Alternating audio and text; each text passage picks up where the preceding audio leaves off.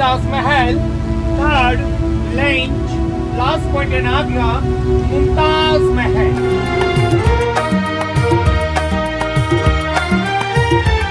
অনেক দিনের স্বপ্ন ছিল তাজমহলের ছবি, আজ সব তাজমহলকে দেখে মনের আশা পূরণ হয়ে গেল। বাহ তাজ।